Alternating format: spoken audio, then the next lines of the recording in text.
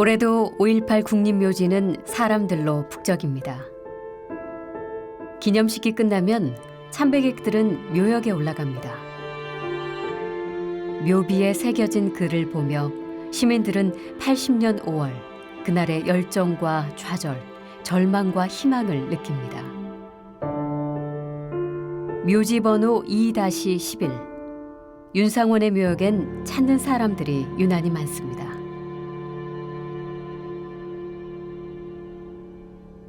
노래 임을 위한 행진곡의 주인공 윤상원. 그는 1980년 5월 27일 새벽 이곳 전남도청 민원실을 지키다 계엄군의 총탄에 숨졌습니다. 항쟁 지도부 대변인이던 그를 취재했던 브래들리 마틴 기자는 윤상원을 탁월하게 용감했던 전략가로 묘사했습니다. 어떤 사람들은 윤상원을 보고 5월 광주를 위해 태어난 사람이라고 말하기도 합니다. 전두환 군부의 막강한 화력에 무참히 패배할 것임을 알면서도 죽음을 각오하고, 아니 죽을 줄 알면서도 물러서지 않았던 윤상원. 최후의 순간 여성과 어린 학생들을 돌려보내고 동료들에게는 역사에서의 승리를 말하며 죽음에 맞섰던 그의 용기는 어디에서 비롯됐을까요?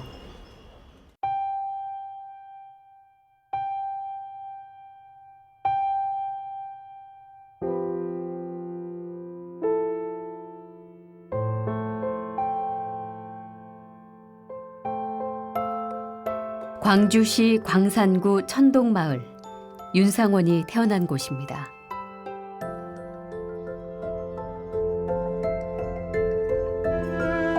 상원은 아주 어렸을 때부터 이곳에서 일기를 써왔습니다. 숨가쁜 희열과 내밀한 고민이 종이 위에 새겨졌습니다.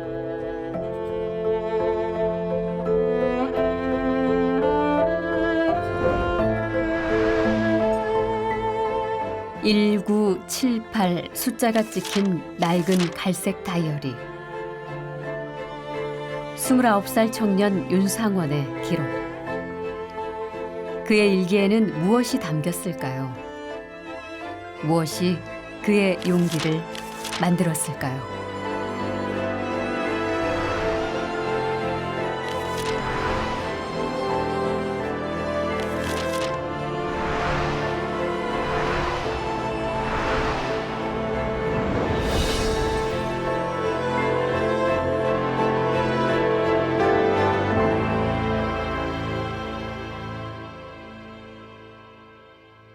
아이고 매 피곤하다. 정말로 피곤해 미치겠다.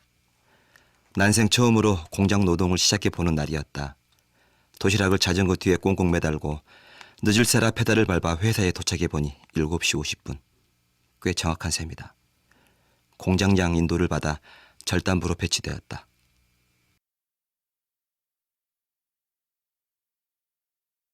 (1978년 10월 25일) 29 윤상원이 광주 한남 플라스틱 공장에 출근해 일을 시작한 첫날입니다.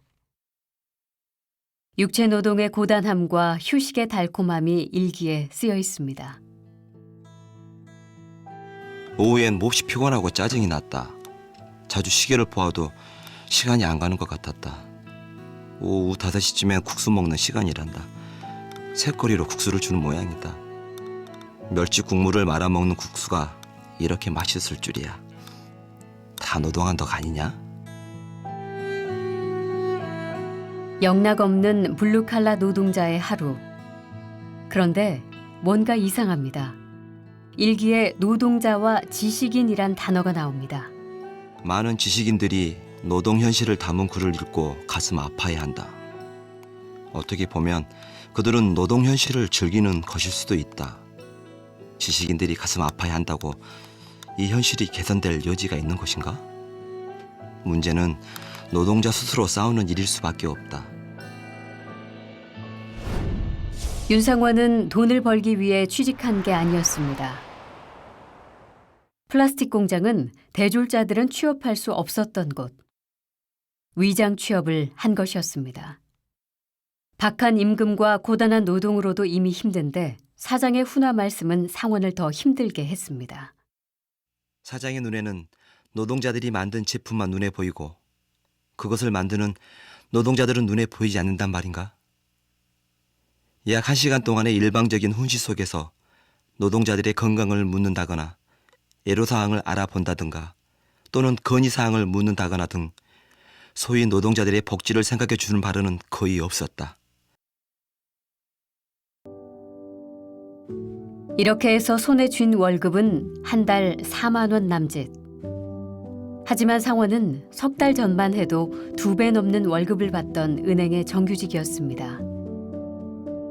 1978년 1월 대학을 졸업하고 주택은행에 합격했던 겁니다.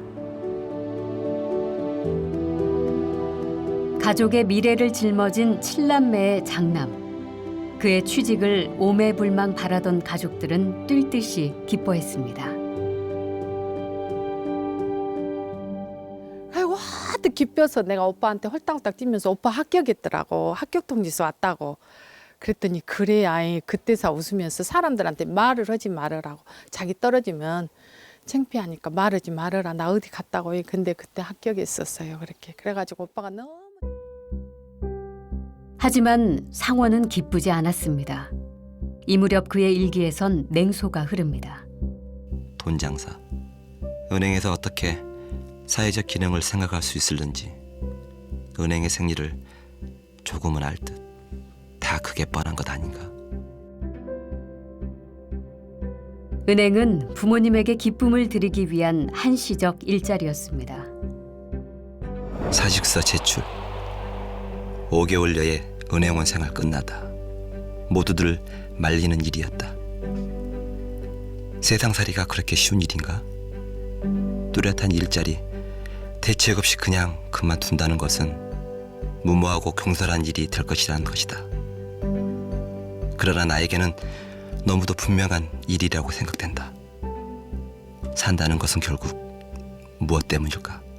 나는 설마 상원이가 모든 걸 팽개치고 그런 데 나 투신해가지고 그럴 거는 상상도 못했어. 근데 나한테 와서 그러더라고. 그래서 내가 너 정신없는 놈이라고 그랬지. 그렇다면 상원이 진짜 하고 싶었던 일은 무엇이었을까요? 은행 연수를 받으며 상원이 읽던 책 속에 힌트가 있습니다. 바로 노동운동이었습니다. 광주로 내려온 상원은 마냥 행복했습니다. 술을 거나하게 닭고기 안주 삼아 먹고 나니 그냥 즐겁다.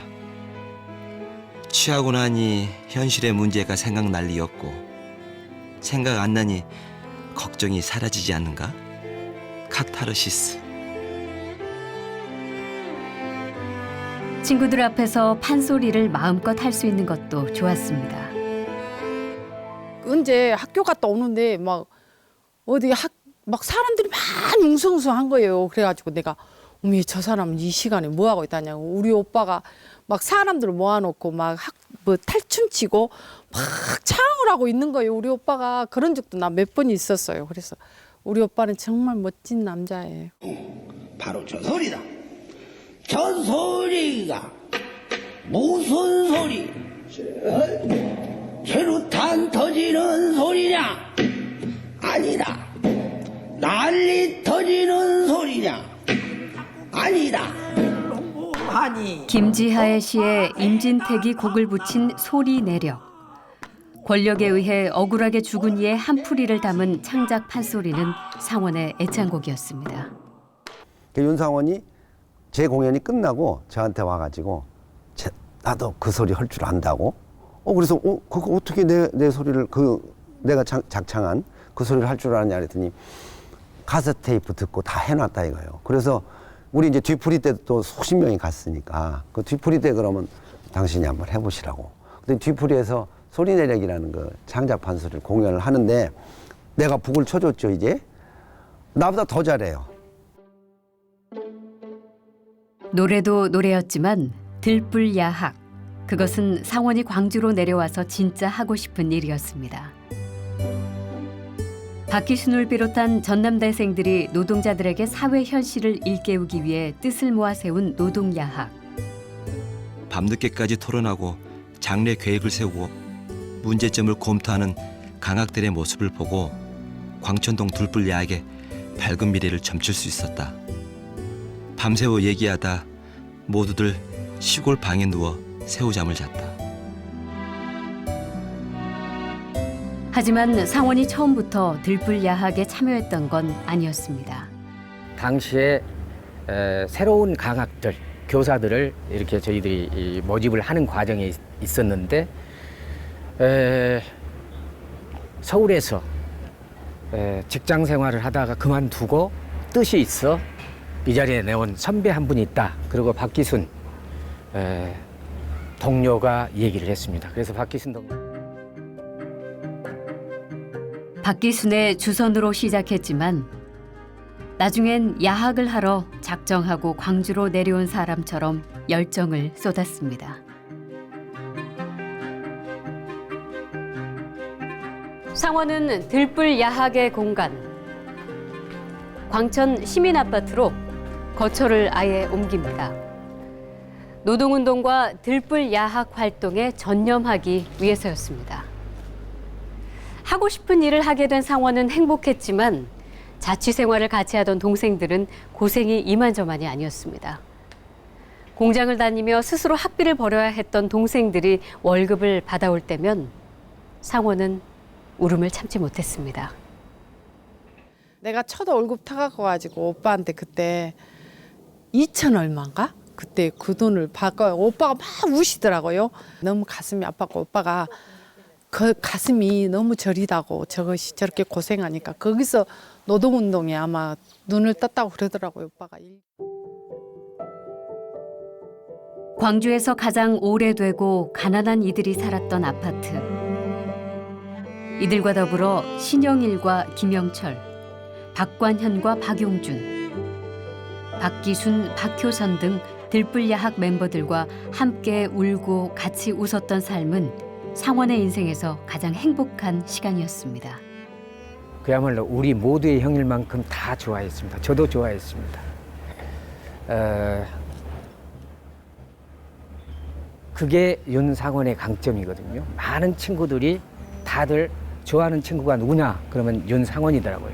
제가 만나보니까 그가 살았던 자취방은 친구들 선후배들의 어떤 캠프와 같은 그런 것이었고 꽃다발도 없고 지위가 높은 고귀한 분의 격려사도 없고 피아노 반주도 없는 가난하고 억눌린 자들의 잔치에 우리는 함께하며 노래를 불렀다. 서러운 노래가 아닌 새로운 힘의 노래를 목이 터져라 불렀다. 좋다. 우리는 이렇듯 힘을 다 합하여 함께 노래를 부르자. 너희는 새벽이다 밝아오른다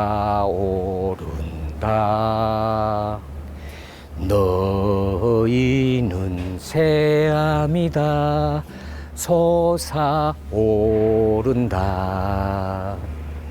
심지에 불 댕기고 앞에 나서자 민족의 새 아침이 바라보인다 땀과 눈물 삼켜가면서 뛰어가자 친구 사랑하는 친구 들불이 되어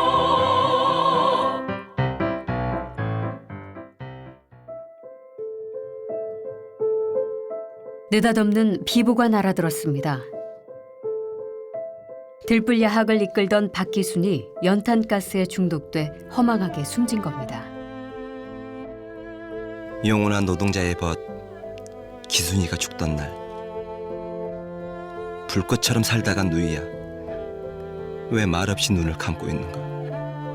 흰 솜으로 그대의 콧구멍을 막고 흰 솜으로 그대의 열린 입술을 막았을 때 난 속으로 외쳤다. 콧구멍과 입을 막으면 참말로 죽을 거라고. 그대는 정말 죽었는가? 윤상원이 그 그 광천동을 떠나지 않고 또 1980년 5월 27일 도청을 떠나지 않은 것도 이런 박기순과 그런 사람들이 선행했던 헌신적인 삶, 그리고 거기에 대한 부채감, 그리고 또 그걸 이어가야 한다는 그런 것들이 같이 작용했을 거라고 확신합니다. 상원은 노동운동에 한 걸음 더 들어갑니다. 들불야하게 제자들이 일하는 그곳, 광주공단의 노동 실태를 조사하기로 한 겁니다. 광주 지역의 이 지역의 노동운동, 노동자들의 어떤 그 사회적인 조건 이런 것들을 우리가 전체적으로 과학적으로 좀 분석을 하고 정리를 해야 된다. 뭐 예컨대 근로기준법을 뭐 아십니까 하면 거기가 뭐 있는지 모른다. 뭐 이렇게 대답을 한다거나. 1978년 광주공단 노동자들의 평균 임금은 35,000원. 당시 최저 생계비의 18%에 불과한 형편없는 저임금이었습니다. 전남대 신문에 5차례 보도를 기획했지만 2번 하고 중단할 수밖에 없었습니다.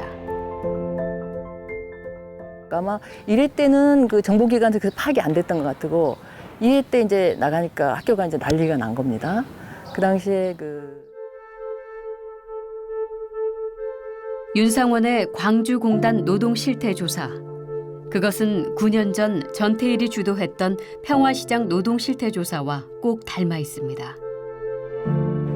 한국 노동운동의 상징 전태일. 그가 스스로를 불태울 희생을 결심하기 전 친구들과 함께 진행한 평화시장 노동실태조사가 있었습니다. 하루에 일은 몇 시간 하십니까? 일주일에 얼만큼 쉽니까? 또 월급은 얼마를 받습니까? 가장 힘든 일은 무엇입니까? 지금 아픈 데는 없습니까? 이런 것들이에요. 실태조사가 보도될 때만 하더라도 좀 나아질 것이란 희망이 있었습니다. 그걸 가지고 노동청에 진정을 하자. 그래가지고 우리가 노동청을 찾아가요. 같이 가셨어요, 전태일에서? 네. 같이 대표로 이제 한 3-4명이 이렇게 가가지고 어떤 기자가 이제 한 사람이 우리들을 보고는 뭐야? 그래서 이제 이렇게 보여줬더니 이거 뭐 기사 되겠는데 뭐 자기들끼리 그렇게 하면서 그때 이제 보도가 됐어요. 하지만 아무것도 바뀌지 않자 전태일은 친구들과 평화시장에서 시위를 준비했습니다. 그런데 플래카드를 만들었네 진짜로. 그랬는데 그걸 뺏겨버린 거예요. 뺏겨버리니까 이 친구가 이제 가만히 생각을 하더라고. 이쪽으로 내려오면서 그러니까 이제 내려오면서 나를 부른 거예요.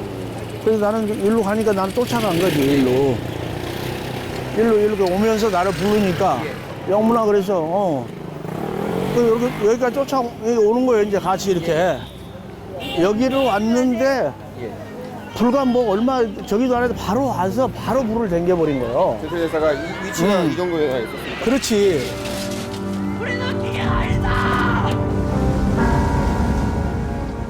있을 수 없는 일이 일어났습니다. 믿기 힘든 일은 이어졌습니다. 뒤로 쭉 걸어가는 거 이렇게 비틀거리면서 어딘지도 모르고 이렇게 어딘지도 모르고 그렇게 되니까 그때 라디오 기자가 불렀거든 우리가. 불렀는데 그 기자가 와서 인터뷰를 되는 거예요. 그런 상태에 있는 사람? 그렇지. 그러니까 그때 이야기를 하긴 한 거겠지. 우리는 기계가 아니다. 뭐 그런 거 좀 뭘 지게 해달라. 뭐 일요일을 뭐 쉬게 해달라.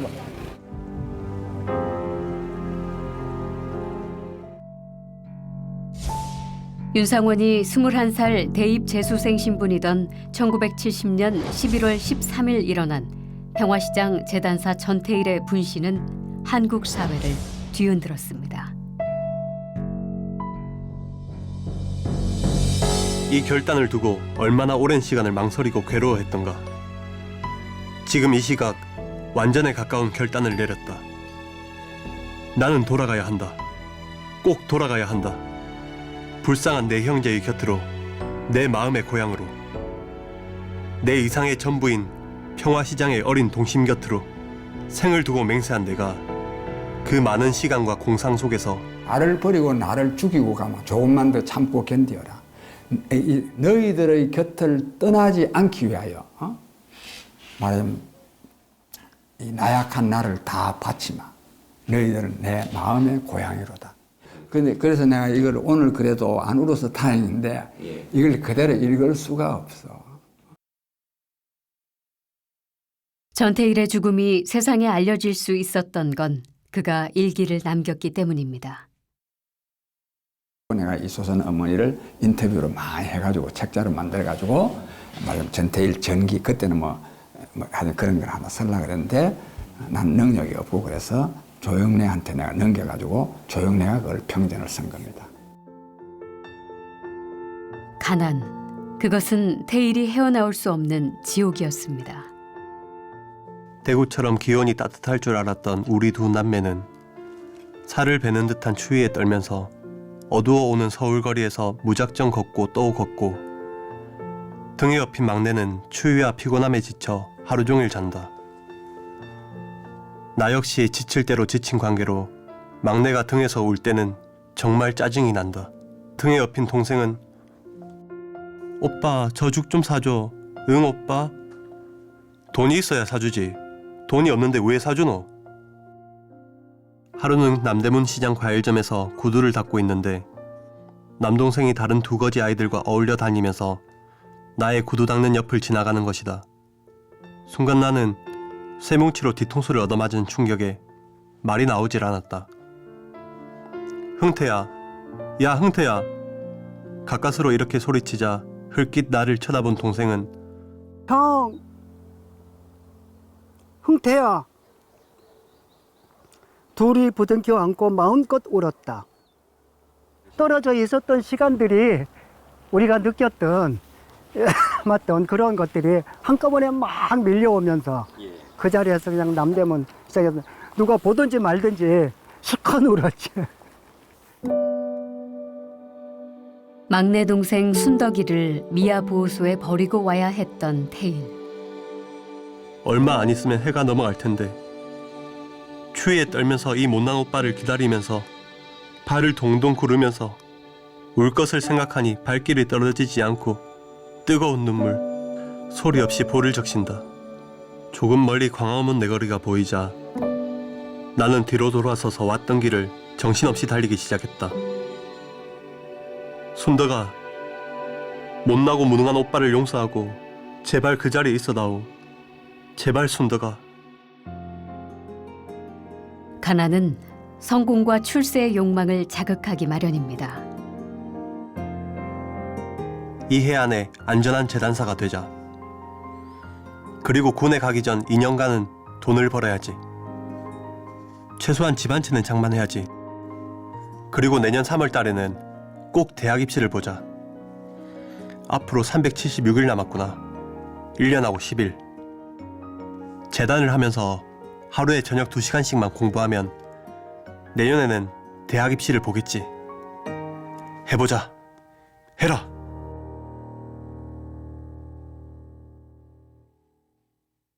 가난하기는 상원도 마찬가지였습니다. 돈이 없어 친구들 소풍 가는 것을 부러운 눈으로 지켜봐야 했고 소풍날이다. 누구나 즐기는 소풍을 안 갔다는 것은 내 자신이 생각해도 이상했다. 그러나 나는 돈이 한 푼도 없기 때문에 다른 아이들과 같이 즐길 수가 없다. 납부금을 내지 못해 교실에 따로 남아야 했습니다. 납부금 미납으로 남게 되었다. 나는 억울하기도 했다. 돈 때문에 사람이 살고 못 살고 인격을 무시하는 것이다. 생각해 볼 때 돈이 사람 노릇을 하는 것이다. 돈이 무엇인가?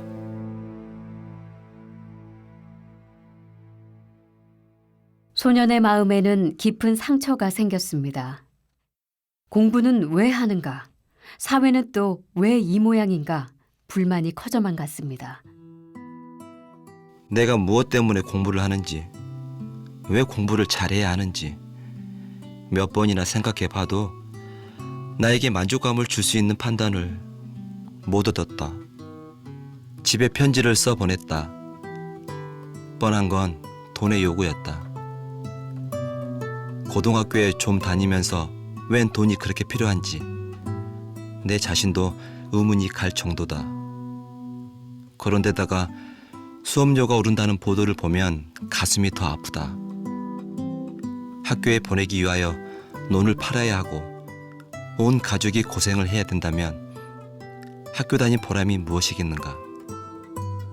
집안 삶을 망치고 학교에 다닌다는 것 정말 슬프기 한없는 일이다. 사춘기까지 겹친 상원은 길을 잃고 방황했습니다. 친구들과 술, 담배를 하고 또다시 젊음의 에너지는 쏟아졌다. 막걸리를 마시고 악을 쓰며 소리를 냈다. 이게 노는 거다. 그중 담배는 6개 빨았다. 배운 태권도로 주먹질도 했습니다. 난 하필 동창을 잡고 시비를 했다.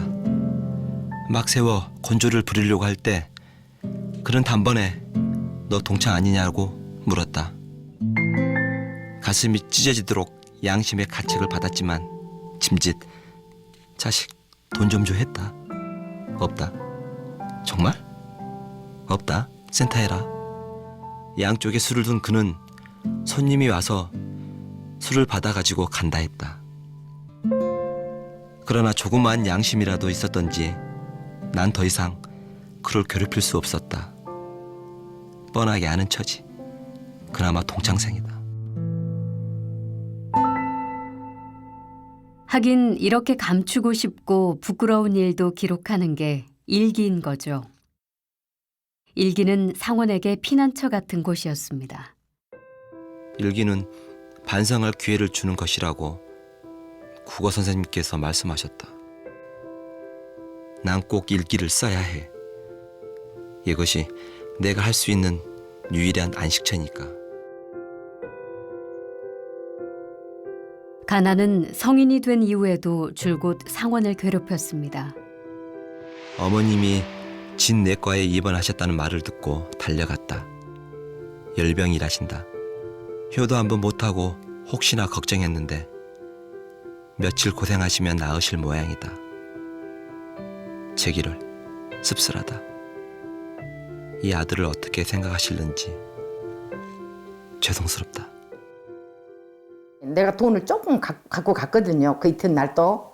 그랬더니 오빠가 그것이 너무 고마워서 나는 자식이 아니다고. 그 돈을 그렇게 하니까 돈을 못 보니까 돈을 병원비를 좀 못 대잖아요. 그러니까 나한테 너는 자식이다. 네가 자식이다. 나는 자식이 아니다고 오빠가 한탄했던 거. 나를 손을 딱 잡고 한탄했던 것이 너무 마음이 아파요. 지금 생각하면. 전태일이 가난을 통해 평화시장 소녀 여공들에 대한 연민의 감수성을 키웠듯 윤상원도 가난을 통해 약자들의 고통에 가슴 아파하는 감수성을 발전시켜 나갔습니다. 수학에서 비례의 법칙을 배웠다. 어떤 것이 힘을 작용하면 작용한 만큼 동작이 나타난다. 그러나 이 사회는 그런 진리가 용납되지 않는다. 살려고 노력하면 그만큼 잘 살아야 되지 않는가? 그렇게 강한 생활력을 가지고 있으면서도 가난에 허덕이고 있고 양지 바른 쪽에 앉아서 사주나 손금 버는 점쟁이들도 돈을 모으고 있으며 사장들이나 부자들은 그렇게 허덕이지 않아도 돈이 굴러 들어오는 현상은 몹시도 불합리한 것이다. 나는 여기서 어떤 회의마저 느낀다. 탁월한 손재주로 남들보다 일찍 재단사가 됐고 이제 고생도 다 끝난 듯 했지만 태일은 행복하지 않았습니다. 평화시장에서 일을 마치고 돌아온 태일은 가족들이 다 자는 밤 책상에 홀로 앉아 불을 켜고 박정희 대통령에게 보내는 편지를 써내려갔습니다. 존경하시는 대통령 각하, 옥체 안녕하시옵니까? 저는 제품 개통에 종사하는 재단사입니다. 각하께선 저희들의 생명의 원천이십니다. 시다공들은 평균 연령 15세의 어린이들로서 굶주림과 어려운 현실을 이기려고 하루에 90원 내지 100원의 급료를 받으며 1일 16시간의 작업을 합니다. 사회는 이 착하고 깨끗한 동심에게 너무나 모질고 메마른 면만을 보입니다. 저는 각하께 간구하지 않을 수 없습니다. 저 착하지 착하고 깨끗한 동심들을 좀 더 상하기 전에 보호하십시오. 근로기준법을 지키는 회사 테일 피복의 사업 계획서입니다. 자신의 이름을 딴 피복 업체를 세우겠다는 테일의 꿈. 그런데 사업의 목적이 독특합니다. 목적, 정당한 세금과 근로기준법을 준수하고도 제품 개통에서 사업을 할 수 있다는 것을 여러 경제인에게 입증시키고 사회의 여러 악 여건 속에 무성의하게 방치된 어린 동심을 하루 한시라도 빨리 구출하는데 그 취지가 있다. 우리가 뭐 이렇게 뭉쳐서 이렇게 돈을 더 받고 일을 더 편하게 하고 이러자는 게 아니라 저렇게 어린 저 시다들이 너무 힘들지 않냐. 저 사람들을 도와줄 수 있는 사람은 우리가 뭉쳐야만이 이게 가능하지 않냐. 그렇다고 테일의 인생이 괴롭기만 한 건 아니었습니다. 고향인 대구, 16살 때 다녔던 야간 학교인 청옥고등 국민학교 시절은 인생에서 가장 행복한 시간이었습니다. 50분 수업 시간이 너무 짧은 것 같았다.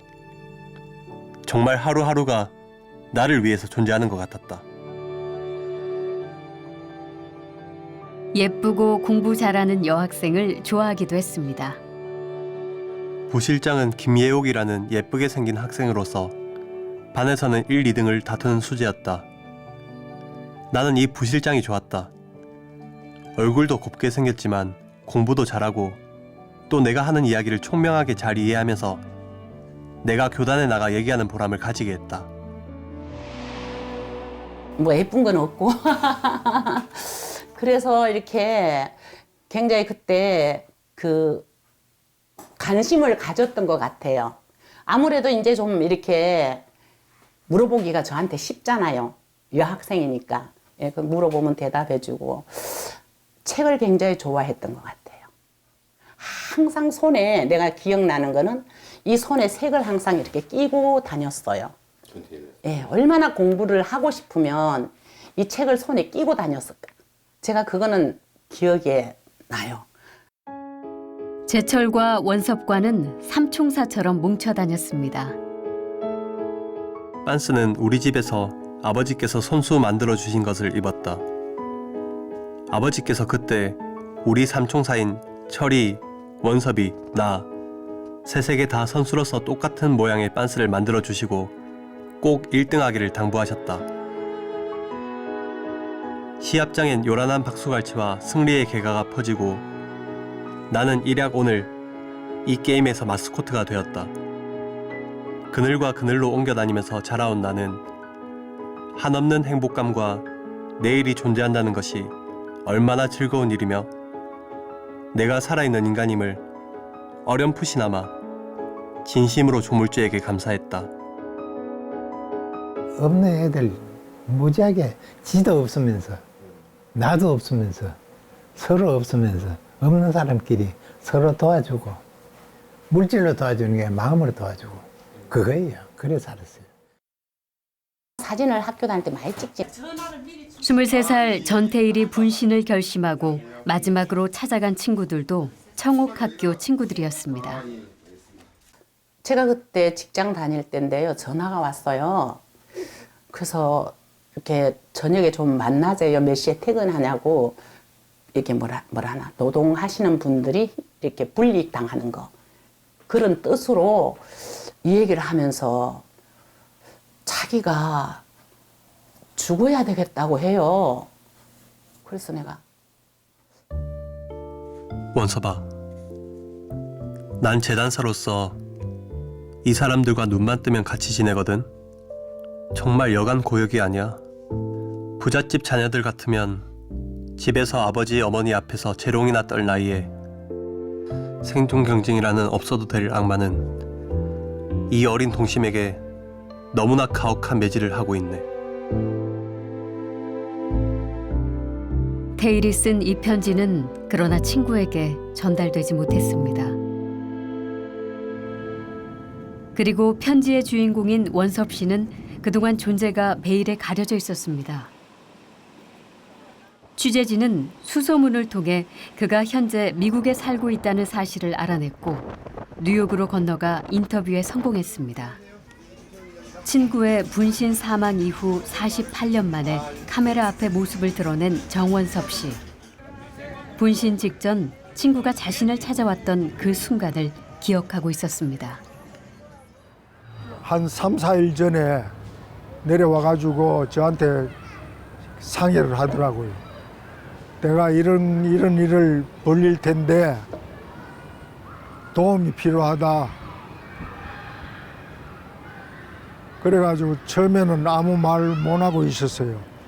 근데 그 당시에 제가 실정이 제가 부모를 공경해야 될 입장이고 하루하루 벌어가지고 제가 그걸 먹어야 되니까 제가 참 난감했습니다. 하지만 친구가 자신에게 편지를 썼다는 사실은 알지 못하고 있었습니다. 그에게 편지를 전달했습니다. 테일의 편지가 48년을 거쳐 마침내 친구에게 도착했습니다. 사랑하는 친우여, 받아 읽어주게.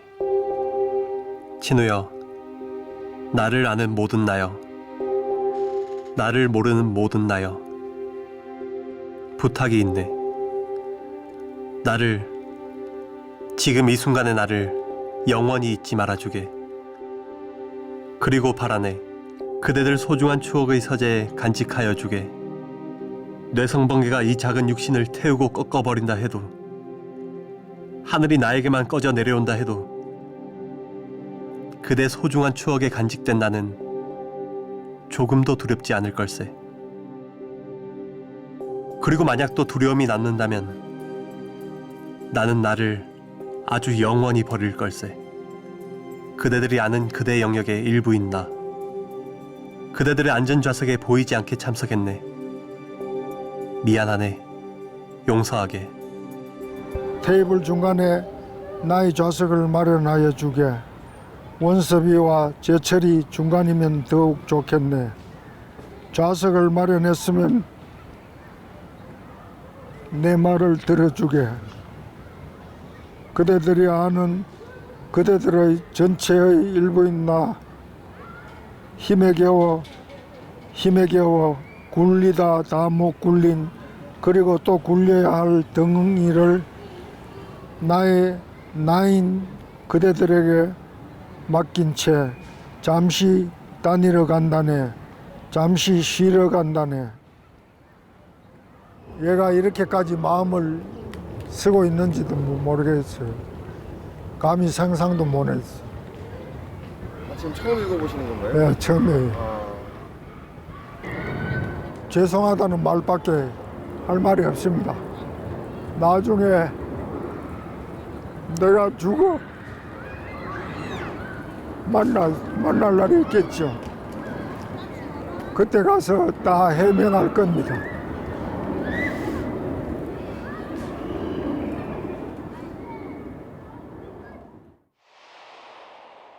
전태일의 분신은 한국 사회 지식인들과 노동자들을 잠에서 깨웠습니다. 공부도 별로 안 하고 저렇게 가난한 사람도 노동자를 위해서, 즉 다른 사람을 위해서 저렇게나 희생을 하는데 대학생이 나는 도대체 뭐 하고 살았냐? 르포로 이렇게 나온 것, 그 기사를 보고 내가 이제 평화시장에 들어가서 뭐 노동운동을 해야 되겠다 이제 결심을 하고 들어가게 된 거죠.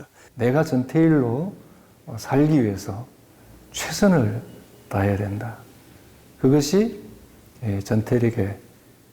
전태일이 나에게 준 빚이고 그 빚을 갚는 길이 아닌가 이렇게 생각하면서 그리고 그의 이름은 윤상원도 깨웠습니다. 그 전태일 정신을 살리는 청계천 내 노동교실에 있는 사람과 직접적인 연결도 되고, 자기는 결국은 이 노동운동 속에서 자기 삶을 하는 게 옳겠다, 막 그런 생각을 했던 것 같아요. 광주 광천동 시민아파트 3층에서 들불 야학 수업이 진행되고 있습니다. 윤상원 강학이 맡은 일반 사회 시간. 오늘의 수업 주제는 전태일입니다. 원래 연극을 잘하시잖아요. 나의 죽음을 헛되이 말라. 근로기준법을 지켜라. 그러면서 그 전태일 열사의 마지막 장면, 그걸 할 때 상당히 저희들은 충격을 많이 받았죠. 그런 그 좁은 교실에서 이제 불을 붙여서 이제 달려가면서 손짓 발짓, 원래 이제 그런 쪽으로 소질이 많으신 분이라 상당히 실감나게 재연을 했던 걸로 기억이 됩니다. 그의 분신이 옳은 방법인지를 놓고 학생들 사이에서 일대 격론이 벌어졌습니다. 교사인 상원의 생각은 어땠을까요? 후자죠. 안 되니까. 노동청에 가서도 안 되고 정부에도 안 되고 하니까 이 극한 선택을 하게 된 동기부여부터 시작해서 이제 우리 토론이 막 옆으로 흐르잖아요. 왜 죽었냐 마냐냐 이런 식으로. 그러니까 그때 이제 목숨을 바쳐야만 했던 이유, 또 그때 시대적 상황, 이런 것들을 저희들이 이제 알아듣기 쉽게 이렇게 풀어서 설명. 노동운동으로 세상을 바꾸겠다는 상원의 믿음은 갈수록 단단해졌습니다. 박정희 전 대통령이 피살된 이후 민주화 열망은 높았지만 또 다른 독재 정권이 나타나지 않을까 불안함이 감돌던 1980년 4월. 상원은 비밀 노동운동 조직인 전국민주노동자연맹에 가입하기로 결심합니다. 저희들이 권력 기반을 공고히 다지기 전에 우리가 빨리 이건 준비를 하고 저항을 해야 된다. 이런 생각들을 이제 하는 사람들이 이제 모이기 시작했죠. 서울에서는 또 누구, 포항엔 누구, 부산 쪽엔 누구, 대구 쪽엔 누구, 이렇게 참 광주에는 어쨌든 윤상원. 비밀 조직이다 보니 가입 절차가 엄격했습니다. 감시의 눈을 피해 이곳저곳을 다니며 입회 문답을 하던 윤상원. 그동안 품고 있던 비밀 하나를 면접 자리에서 털어놓습니다. 전태일 분신이 가장 큰 계기가 됐다라는 말씀을. 그게 이제 자신의 이 노동 쪽으로 돌아와서 해야 되겠다라는 생각을 갖게 해준 결정적 계기다. 그렇게 얘기하고. 윤상원의 전민노련 입회가 결정되던 1980년 5월, 광주에서는 비극이 잉태되고 있었습니다. 5월 17일 자정, 보안사령관 전두환이 군권 장악을 위해 비상계엄 전국 확대의 쿠데타를 감행한 겁니다. 전국이 공수부대 총칼의 위력 앞에 침묵하고 있을 때 오직 광주 시민들이 특별한 용기를 냈습니다. 그 자리에 윤상원이 있었습니다. 상원 형이 첫날 카드센터 앞에서 이제 이렇게 싸움이 벌어지는데 그 싸움이 깨지면서 상원 형이 뭐냐면 야, 안 되겠다. 우리 화해병 만들자. 모든 언론이 광주 시민들을 폭도로 매도하던 그때 투사 회보는 팩트에 충실한 그때만큼은 그야말로 가장 언론다운 언론이었습니다. 정보 수집해가지고 오면은 투사일보 팀에서 만들어갖고 완전히 강조 신문 당시 상황. 왜냐하면 모든 방송이나 신문이나 모든 언론 매체가 하나도 제대로 된 게 없잖아요. 그 투사 회보를 윤상원이 만들었습니다. 그때 투사회보라는 이름을 상원 형이 저한테 명명을 해주고 갔어요. 그래서 투사회보 1호부터 찍어라. 그랬고 내용은 요지는 상원령이 보내주면 그 요지를 가지고 좀 정리해가지고 계속 찍는 역할을 했죠. 윤상원은 5.18 기간 동안 일기를 쓰지 않았습니다. 그러니 투사 회보가 곧 그의 문장인 셈입니다. 계엄 당국과 정부는 광주 시민의 민주 의사를 묵살함은 물론 라디오, TV 등 매스콤을 이용 사태의 왜곡 보도와 다양한 흑색 선전으로 민주 투사들을 소수 난동자 폭도로 몰고 있다. 항쟁 지도부에서 윤상원은 대변인을 자처했습니다. 민주주의는 사실을 사실대로 알리는 것에서부터 시작한다는 걸 실천한 유일한 전략가였습니다. 투사해보와 시민궐기대 그리고 가우드방송 차량 홍보 그다음에 대자보 이런 것들이 하나의 그 항쟁을 제대로 알리고 또 시민들의 의지를 끌어모으는 하나의 그 기폭제 역할을 하신 게 된 건데 그런 부분들이 대부분 윤상원 열사의 어떤 아이디어에서 출발이 됐고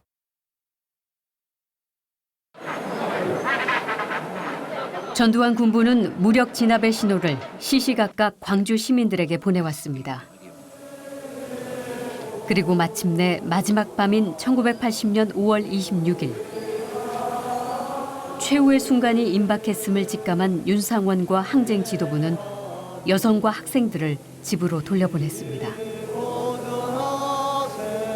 역사의 증인이 되어달라면서 말입니다.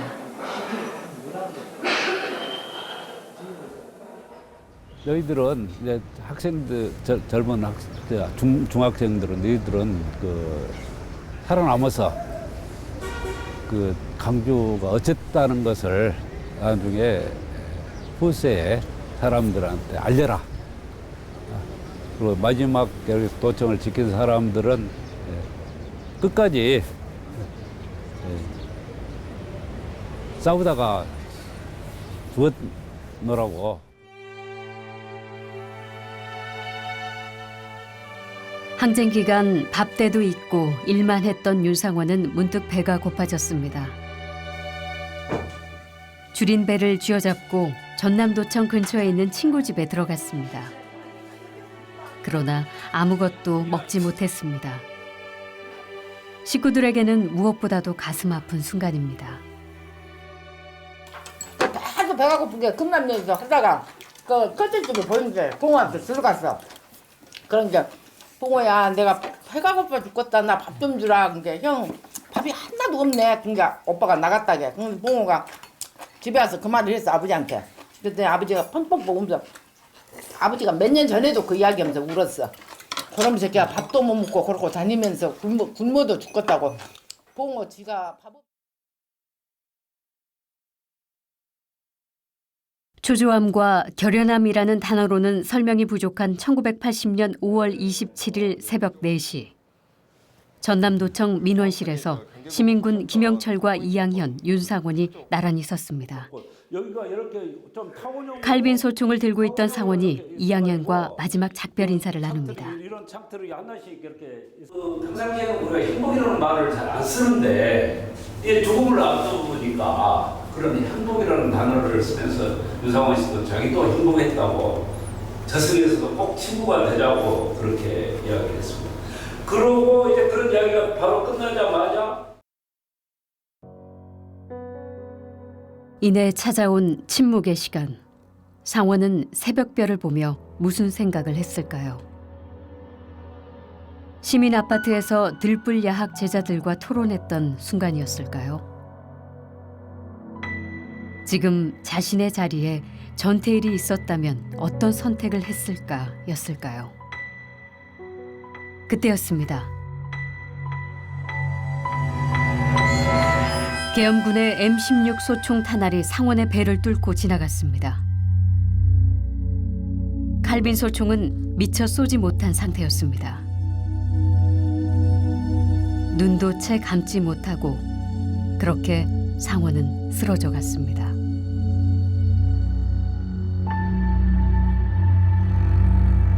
새벽 하늘에 떠있던 별 하나가 빛났습니다.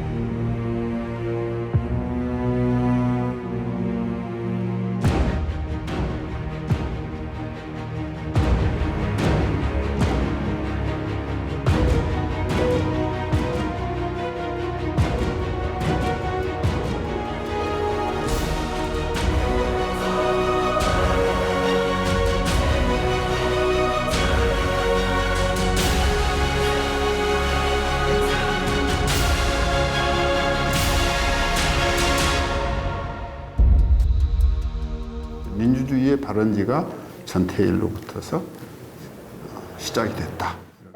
윤상호 씨는 80년 5월 얼파를 이어서 태어난 사람 같더라. 정말 캄캄한 동굴 속에 있었을 때, 그 노동자들이 있었을 때 전태일의 그 소신은 그 불빛과 같은 것이었습니다. 그런 결단을 내가 할 수 있었을까? 아마 못했을 것 같아. 그 부분이 상호가 나는 달라. 저는 영웅이라고 생각해요. 예. 누가 자기 목숨하고 바꾸겠어요. 우리 오빠처럼 멋있는 남자가 없다. 정말. 내 인생의 첫사랑이라고 보면 됩니다. 자기에게 부여된 역사적 책무를 조금도 주저함이 없이 비켜서지 않았다. 그래서 그러기 때문에 광주가 있는 겁니다. 옳다고 생각하면 끝까지 한다면 끝까지